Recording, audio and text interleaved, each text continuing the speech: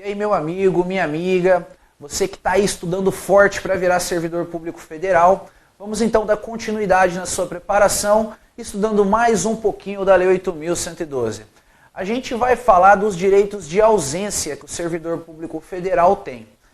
A gente já tratou nos blocos passados aí dos direitos de natureza pecuniária, quando a gente falou de remuneração, vencimento, vantagens, aí a gente viu indenizações, gratificações e adicionais. Então lá atrás a gente mexeu com direitos relativos à pecúnia, a dinheiro. Agora a gente vai falar de situações em que o servidor vai poder se ausentar do trabalho e essa ausência do trabalho não vai prejudicar ele. A gente vai dividir esse assunto aqui em 4 grupos principais. O primeiro grupo é representado pelo direito de férias, o segundo grupo representa o direito de licenças, o terceiro grupo o direito de afastamentos e o quarto grupo as concessões. Primeira observação importante aí, cuidado para não confundir. Para a Lei 8.112, licença é uma coisa, afastamento é outra coisa. Então, quando a gente vê quais são as hipóteses de afastamento, dá uma decoradinha nelas, decora também as hipóteses de licença para você não confundir. Não falar que um afastamento é uma licença e vice-versa. Nesse bloco, a gente vai tratar especificamente do direito de férias, dos afastamentos e das concessões. O direito de licenças a gente vai tratar no próximo bloco. Então, mãos à obra, vem comigo. Primeiro vamos falar das férias. Bom, a primeira parte aqui, tratada pela Lei 8.112, é bem lógica. Para quem trabalha na iniciativa privada, a regra é igualzinho. A gente tem aqui que o servidor fará jus a 30 dias de férias que podem ser acumuladas, até o máximo de 2 períodos. No caso de necessidade do serviço, ressalvadas hipóteses em que haja legislação específica. Então aqui esse artigo 77, ele apresenta para nós a regra quando o assunto é férias. A primeira regra se refere ao tempo de duração das férias, que é de 30 dias. Outra regra muito importante que cai bastante em prova é se as férias podem ou não ser acumuladas. E elas podem, só que somente até um máximo de 2 períodos. Então o servidor pode acumular 30 dias de férias de um ano com 30 dias de férias de outro ano. Até aí é permitido. Agora, acumular mais dias de férias do que isso não vai poder não. Então, muito cuidado. Caiu na sua prova lá, o servidor não pode acumular períodos de férias, está errado, porque ele pode. Até o limite máximo de 2. E outro detalhe importante, isso aqui representa a regra geral. Só que tem também algumas situações especiais, onde a gente vai ter prazo diferenciado para a duração de férias e também regra diferenciada a respeito da acumulação. É o que traz o artigo 79. Ele fala que o servidor que opera direta e permanentemente com raio-x ou substâncias radioativas gozará de 20 dias consecutivos de férias por semestre. Então, olha só, para o servidor público federal que trabalha nessas condições especiais, ou seja, exposto a raio-x ou substância radioativa, aí a regra não é 30 dias de férias por ano, não. A regra vai ser 20 dias de férias por semestre. E nesse caso aqui, não vai poder haver acumulação de períodos. Então, de um semestre, o servidor tem que gozar 20 dias de férias. Depois de outro semestre, ele goza 20 dias de férias. Então, olha só que legal. O artigo 77 apresenta a regra. Em regra, para qualquer servidor, né, quando ele não opera com raio-x e nem com substância radioativa, férias com duração de 30 dias, podendo ser acumulada até um máximo de 2 períodos. Para quem trabalha com raio-x ou substância radioativa, exceção. O período de férias é de 20 dias por semestre e não pode haver acumulação. Cuidado com essas regrinhas, que elas caem demais em prova. Vamos em frente aí, continuando ainda a analisar o direito de férias. Outra regra muito legal é relativa à aquisição, a partir de quando que o servidor pode gozar seus períodos de férias. A gente vai considerar aqui a regra geral, aquela situação onde o servidor ele não trabalha com raio-x e nem com substância radioativa, né? Ou seja, a gente vai tratar do caso que o servidor tem 30 dias de férias por ano, podendo acumular. Então funciona assim, para ele adquirir o primeiro período de férias, ou seja, os primeiros 30 dias, ele precisa ter 12 meses de efetivo exercício. Na iniciativa privada é assim também, né? O trabalhador, para poder ter direito ali aos seus primeiros 30 dias de férias, ele tem que trabalhar por um ano, ou seja, ele tem que ter 12 meses de efetivo exercício. Agora, a diferença gritante entre o servidor público federal e quem trabalha na iniciativa privada está nesses demais períodos aqui. Ou seja, as férias que vêm depois da primeira, a segunda, a terceira, a quarta. Para quem trabalha na iniciativa privada funciona assim, né? O cara ele vai ter direito de tirar uma férias cada vez que ele fizer aniversário no trabalho. Então fez um ano de trabalho, goza a primeira, fez 2 anos de trabalho, goza a segunda, fez 3 anos, goza a terceira e por aí vai indo. Na Lei 8.112 não. Ela fala que para gozar do segundo período em diante, o servidor não precisa ter 2 anos de trabalho. Basta que vire o ano, ele vai poder tirar uma férias por ano.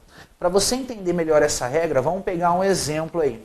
Imagina uma pessoa que entrou no serviço público no dia 10/3/2010. Vamos pegar essa data aqui, a pessoa entrou no serviço público 10/3/2010.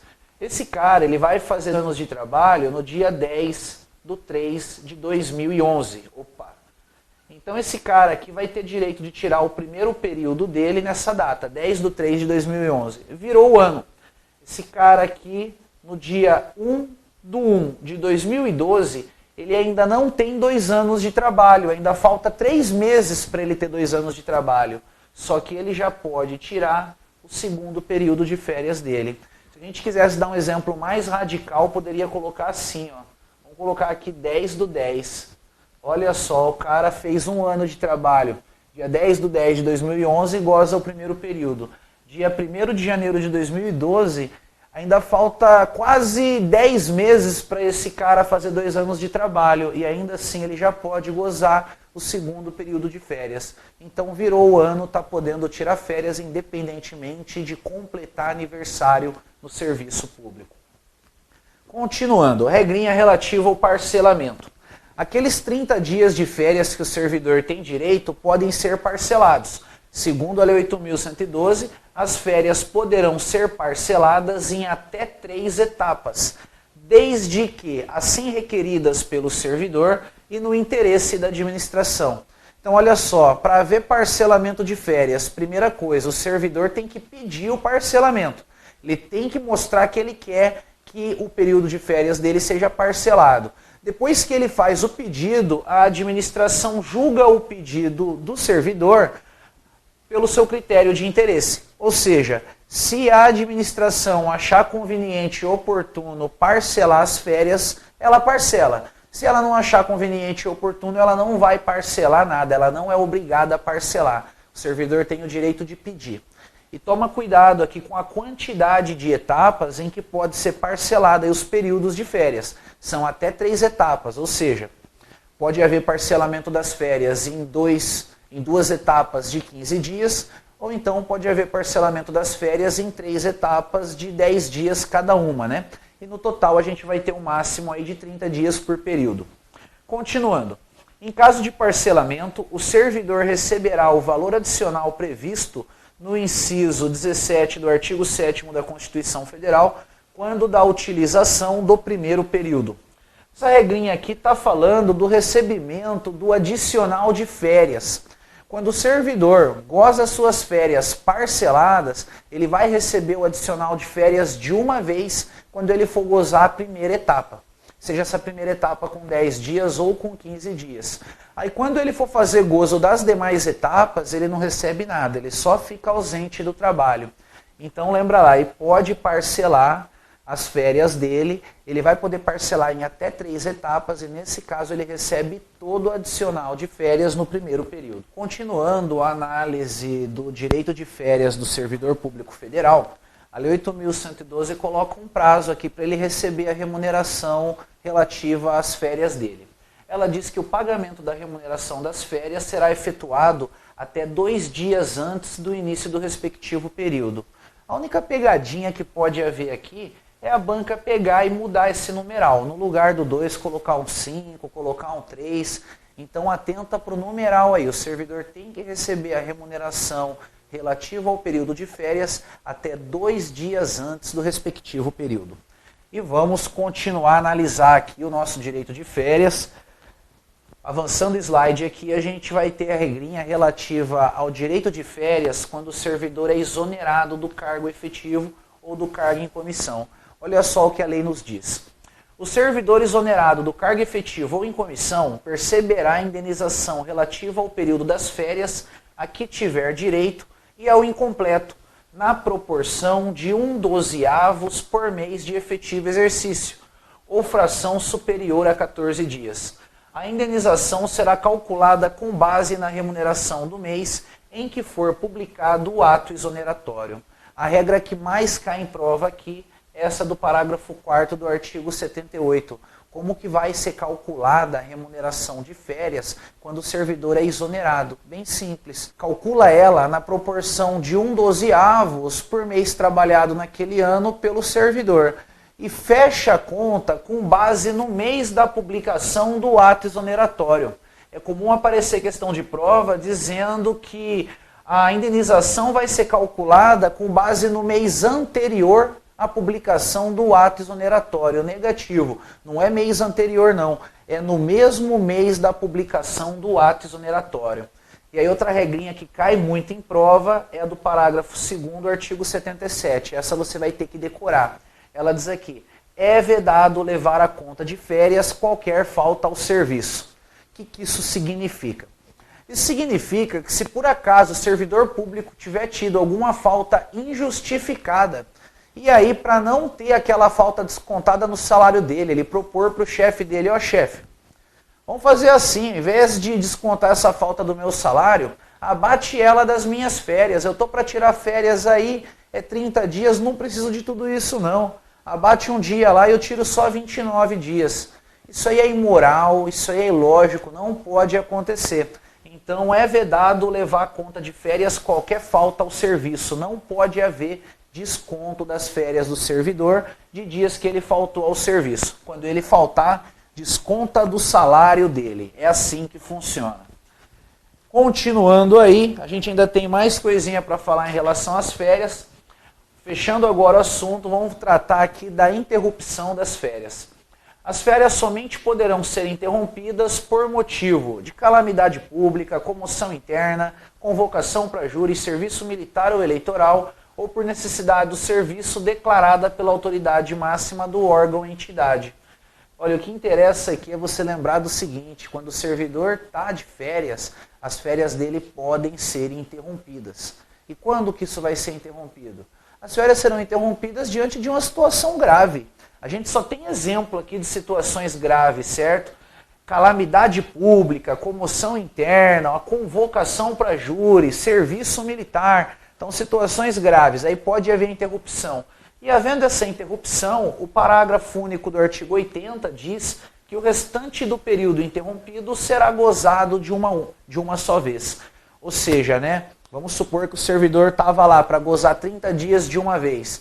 E aí, com 20 dias de gozo das férias, houve a interrupção. Quando acabar a interrupção, ele goza tudo de uma vez o que faltou ali. Ou seja, os 10 dias que faltaram, ele vai tirar tudo de uma vez. Bem simples. E a gente fecha aqui essa parte relativa ao direito de férias, mas a gente ainda tem outros direitos de ausência para analisar. Vamos agora falar a respeito dos afastamentos. Aqui a primeira coisa que você precisa saber bem é quais são os tipos de afastamento. E em regra isso resolve.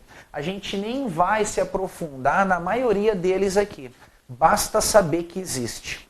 O servidor público federal pode ser afastado do seu cargo para servir a outro órgão ou entidade, ou seja, para ocupar um cargo em comissão em um outro órgão ou entidade da administração pública, direta ou indireta, de qualquer esfera do poder.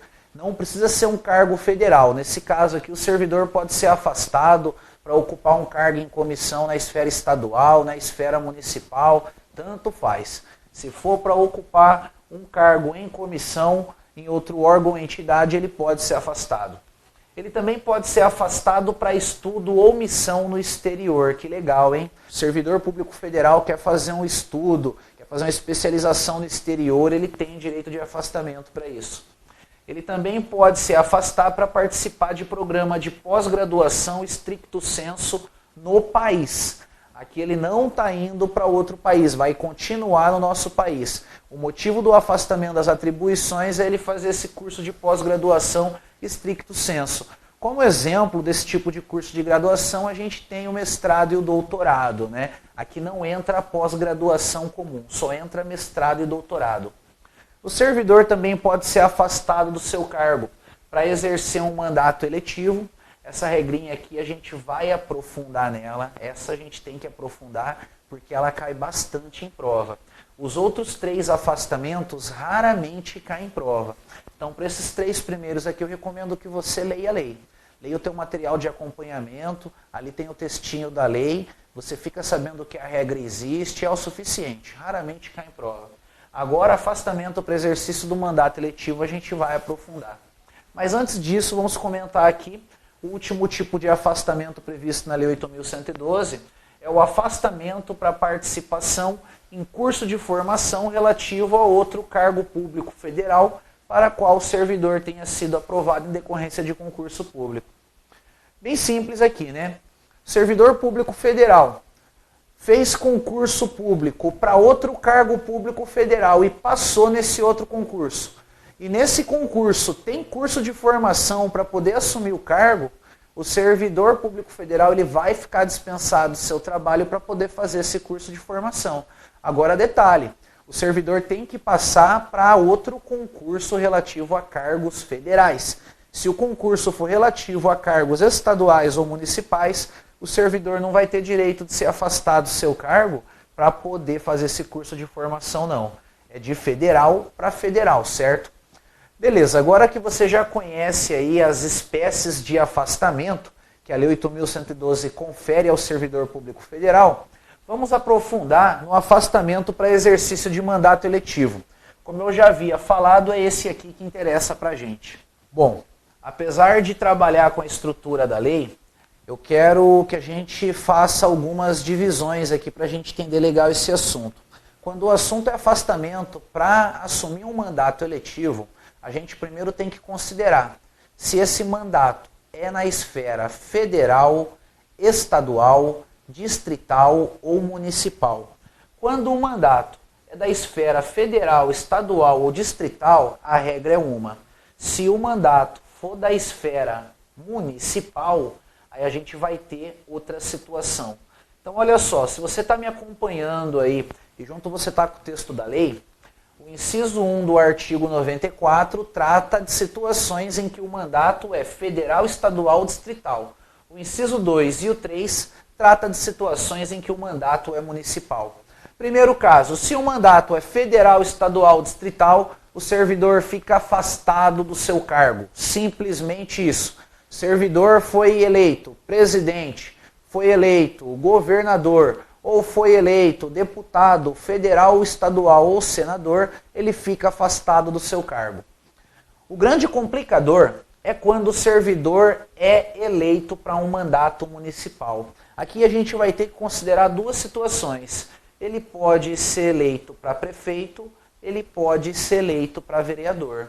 Então vai ser um caso se ele for eleito prefeito, outro caso se for vereador. Quando ele é eleito como prefeito, ele vai ficar afastado do cargo dele e ele vai poder optar pela remuneração do cargo dele. Pode acontecer de o cargo desse servidor pagar melhor do que o subsídio do prefeito. Então, nesse caso aí, o servidor pode optar. Eu não quero exercer as atribuições do meu cargo, eu quero ficar só de prefeito, vou ser só prefeito, mas eu quero ganhar o salário do meu cargo. Agora, quando o servidor é eleito para um mandato de vereador, aí aqui a gente vai ter que considerar 2 situações. O servidor pode ser eleito vereador e pode haver compatibilidade de horário entre as atribuições do cargo dele e as atribuições de vereador, e havendo compatibilidade de horário, ele vai acumular as vantagens do cargo dele com as vantagens da função de vereador. vai ter acumulação de atribuições e também acumulação de salário. Agora, se o servidor for eleito vereador e não tiver compatibilidade de horário, aí a regra vai ser igual à do prefeito. Aí ele vai ser afastado do seu cargo e vai poder optar pela remuneração. Então, olha só, esse assunto aqui é simples. O segredo é você estruturar ele legal. O servidor, ele pode ser eleito na esfera federal, estadual, municipal. Federal, estadual é de um jeito, municipal é de outro, né? Ficou bem claro isso. Na esfera municipal, o servidor pode ser eleito prefeito ou vereador. Quando é eleito prefeito é de um jeito, quando é eleito vereador é de outro. E quando ele é eleito vereador, a gente considera se existe ou não compatibilidade de horário. Havendo compatibilidade de horário, ele acumula o trabalho, mas também acumula a remuneração. Não havendo compatibilidade de horário, o servidor vai ficar afastado do seu cargo, mas vai poder optar pela remuneração. Bem fácil a regrinha aqui relativa ao afastamento do servidor quando ele vai exercer um mandato eletivo. E vamos continuar aqui. Indo em frente, a gente ainda tem aqui que falar das concessões, né? Eu falei para você que nesse bloco a gente ia tratar de afastamentos, de férias e de concessões. A primeira coisa que a gente tem que saber aqui, que é muito importante, é que quando a gente fala em concessão, a gente não está falando só em direito de ausência, não. Tem concessão que trata de direito de ausência e tem concessão que trata de outras situações. Então eu dividi aqui as concessões em 3 espécies. Primeiro, a gente vai ter as concessões relativas a direitos de ausência. Depois a gente tem concessões relativas a horário especial de trabalho. E ao final a gente vai ter as concessões relativas ao direito de vaga e instituição de ensino congênere em caso de deslocamento pelo interesse da administração. Fica tranquilo, não assusta com o nome não. Apesar do nome ser grande e feio, a regra é bem simples.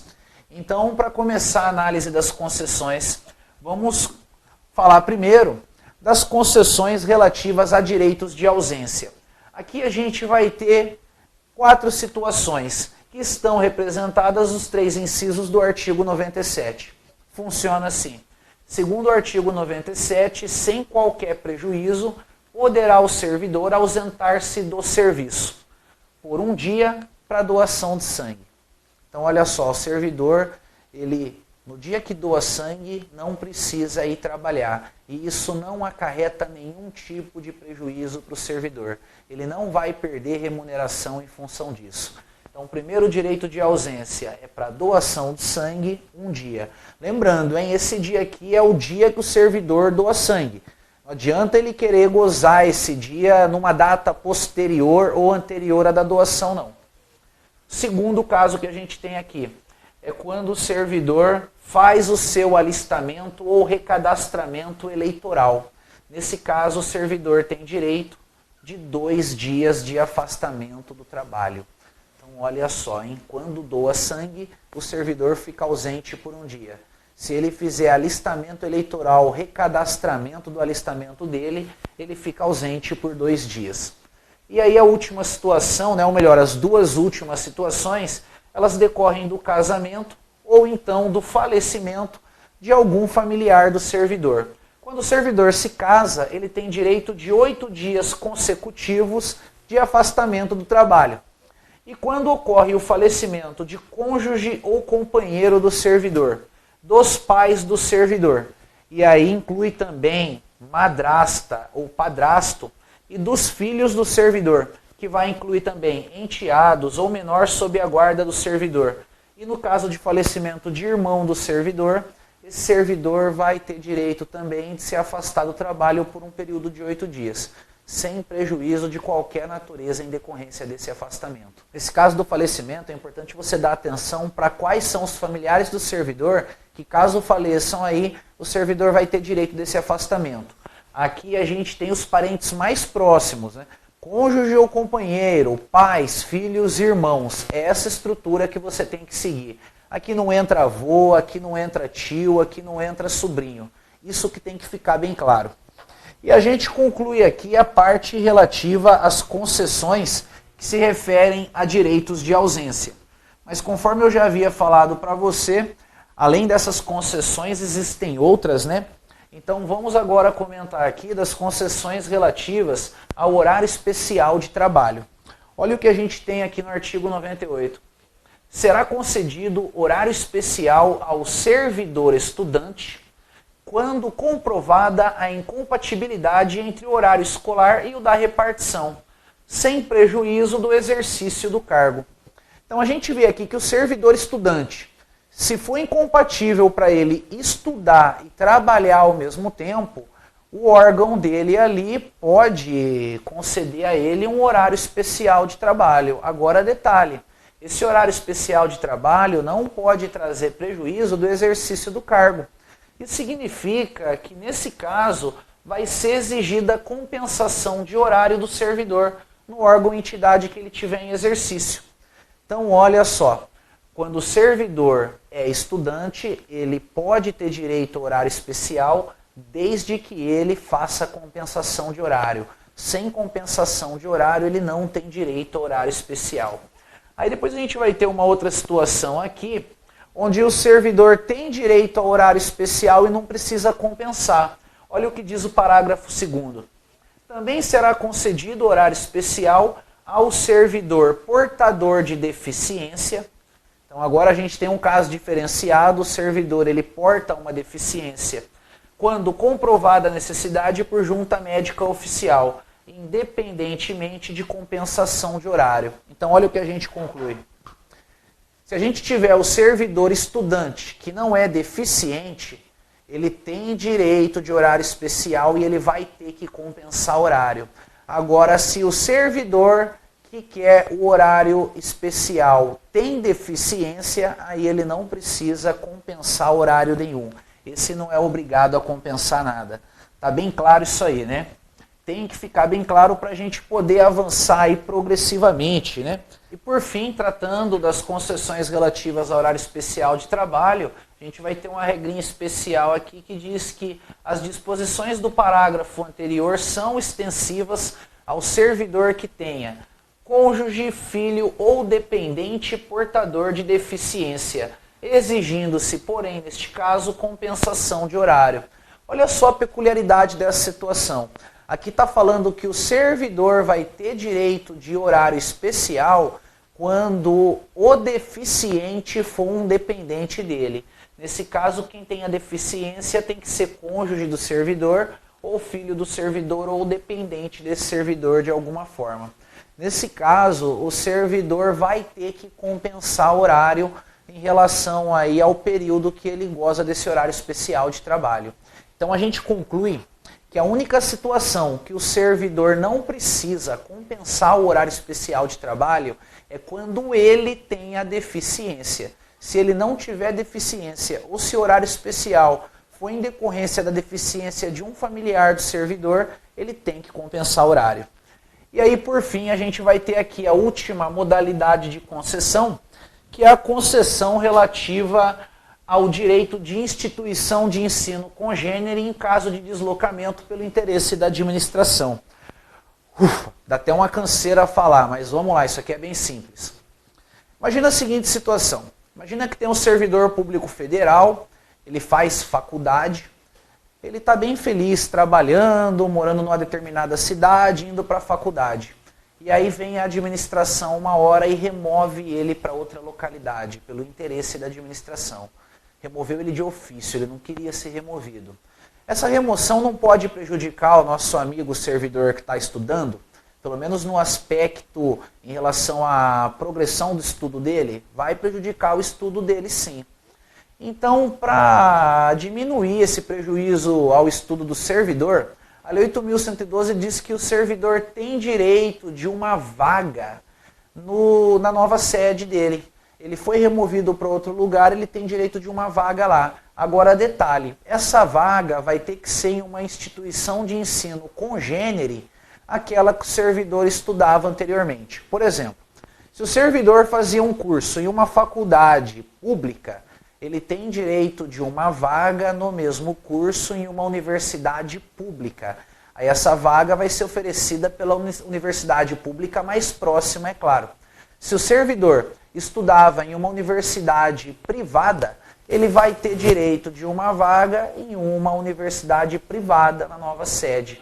Então, quando a gente diz que o servidor tem direito de vaga a uma instituição de ensino congênere, a gente está considerando que se o servidor estuda numa escola pública e ele for removido para outra localidade, ele vai ter uma vaga numa escola pública lá para ele. Se ele estuda em uma escola particular, ele vai ter direito da vaga em uma escola particular em decorrência da remoção. E essa regrinha aqui não se restringe ao servidor, não. Essa regrinha estende-se ao cônjuge do servidor, também ao companheiro, aos filhos ou enteados do servidor que vivam na sua companhia, bem como aos menores sob sua guarda com autorização judicial. Ou seja, qualquer dependente do servidor que estude e que seja prejudicado em decorrência da remoção desse servidor vai ter direito de uma vaga em uma instituição de ensino congênere na nova sede. Bem simples isso aí. E a gente conclui aí essa primeira parte que trata dos direitos de ausência do servidor.